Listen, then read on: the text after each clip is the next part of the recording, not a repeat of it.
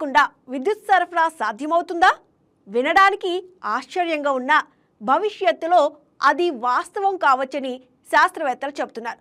వైర్లు లేకుండానే కరెంటును ప్రసారం చేసే సాంకేతికతను అభివృద్ధి చేసే దిశగా ప్రపంచవ్యాప్తంగా పరిశోధనలు జరుగుతున్నాయి. శాస్త్రవేత్తలు వైఫై తరహాలో విద్యుత్ను ప్రసారం చేసే మార్గాలను అన్వేషిస్తున్నారు. ఈ ప్రయత్నాలు సఫలమైతే విద్యుత్ వినియోగ పద్ధతులు పూర్తిగా మారిపోతాయని నిపుణులు చెబుతున్నారు. విద్యుత్ వినియోగ విధానంలో విప్లవాత్మక మార్పులు చోటు చేసుకోనున్నాయి.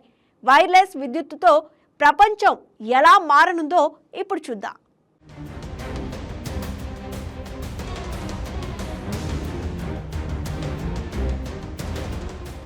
విద్యుత్ సరఫరా అనగానే వైర్లే గుర్తొస్తాయి.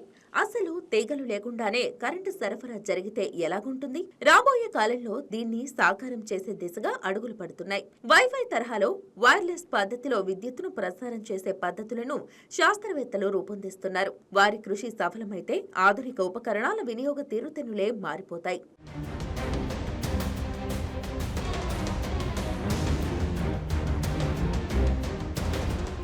ప్రపంచంలోనే తొలి వాణిజ్య సెంట్రల్ పవర్ ప్లాంట్ ను 1882లో న్యూయార్క్ లో ప్రఖ్యాత ఆవిష్కర్త థామస్ ఎడిసన్ ప్రారంభించారు.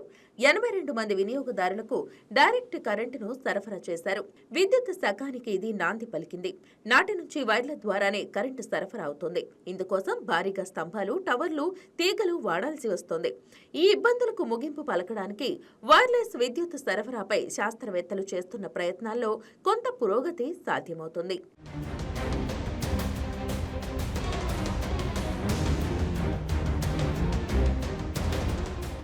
అంతర్జాతీయ విద్యుత్ సంస్థ అంచనాల ప్రకారం 2030 నాటికి విద్యుత్తుతో సంధానమయ్యే ఉపకరణాల సంఖ్య 250 కోట్లకు చేరుతుంది.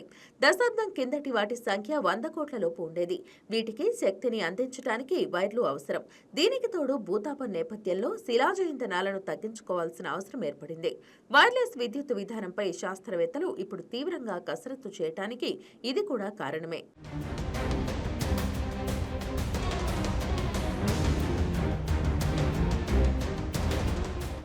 తీగలు లేకుండా విద్యుత్తును సరఫరా చేయడానికి శాస్త్రవేత్తలు రకరకాల పద్ధతుల్లో ప్రయత్నిస్తున్నారు.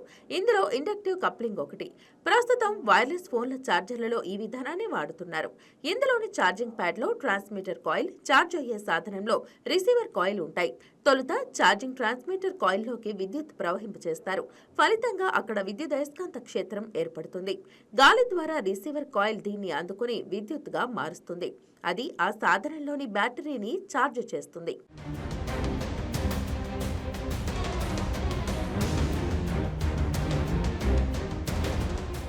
రెండోది రెజోనెంట్ ఇండక్టివ్ కప్లింగ్. ఇందులో ట్రాన్స్మిటర్, రిసీవర్ కాయిల్స్ ను ఒకే రకమైన రెజోనెంట్ ఫ్రీక్వెన్సీకి ట్యూన్ చేస్తారు. ఫలితంగా మరింత సమర్థంగా విద్యుత్ బట్వాడా అవుతుంది. మరింత ఎక్కువ దూరం విద్యుత్తును పంపాల్సినప్పుడు కరెంటును విద్యుదయస్కాంత తరంగాలు అంటే మైక్రోవేవ్స్, లేజర్లు వంటివిగా మార్చాల్సి ఉంటుంది. వీటిని గాలి ద్వారా బట్వాడా చేయాలి. ఒక రిసీవర్ వాటిని ఒడిసిపట్టి విద్యుత్తుగా మారుస్తుంది.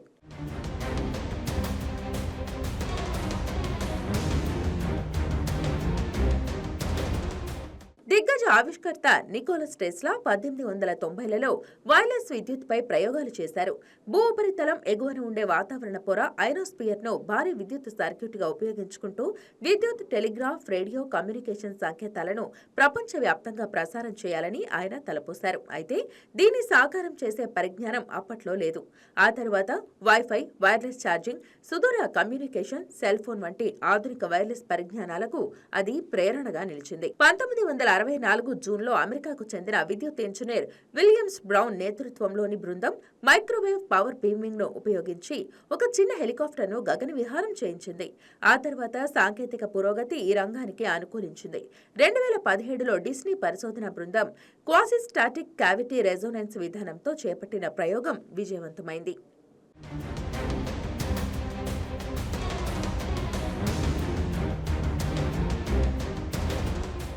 విద్యుత్తును గాలి ద్వారా సరఫరా చేయగలిగే సామర్థ్యం అందుబాటులోకి వస్తే అంతరిక్ష ఆధారిత సౌర విద్యుత్ కూడా వినియోగంలోకి వస్తుంది. ప్రస్తుతం సౌరశక్తి పగటి సమయానికే పరిమితమవుతోంది. మేఘావృతమైన రోజుల్లో ఒడిసి పట్టలేం. రోజులో 24 గంటలు దాన్ని పొందవచ్చు. అంతరిక్షంలో సౌరశక్తి తీవ్రత 10 రెట్లు ఎక్కువగా ఉంటుంది. సౌరశక్తిలో 30% భూ వాతావరణం పరావర్తనం చెందిస్తుంది.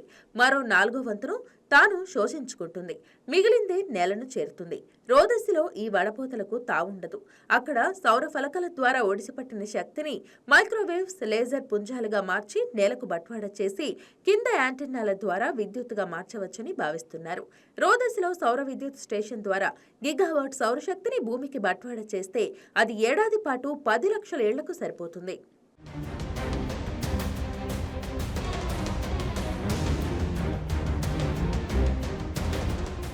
వైర్లెస్ విద్యుత్ వల్ల ఆసుపత్రులు, కర్మాగారాలు, ఇంధన కేంద్రాలు, తడిగా ఉండే బహిరంగ ప్రదేశాల్లో భద్రత మెరుగుపడుతుంది.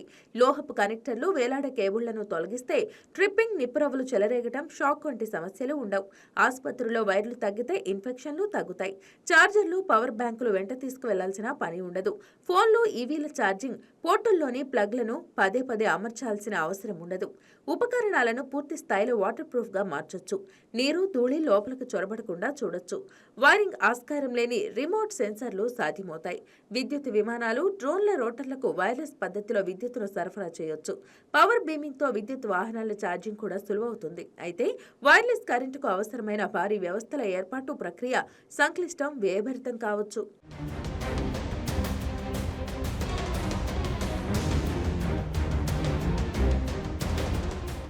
ఒక మంచి వైర్తో పోలిస్తే వైర్లెస్ ఛార్జింగ్ వ్యవస్థల సమర్థత తక్కువనే చెప్పొచ్చు.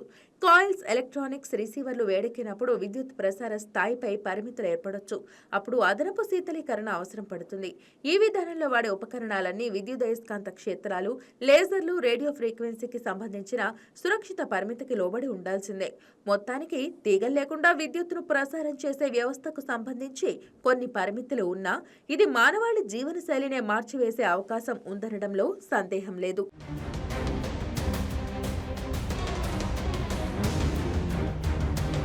హాయ్ వ్యూయర్స్, ఈ వీడియో మీకు నచ్చినట్లయితే లైక్ కొట్టి షేర్ చేసి వైకే టీవీని సబ్స్క్రైబ్ చేసుకోండి.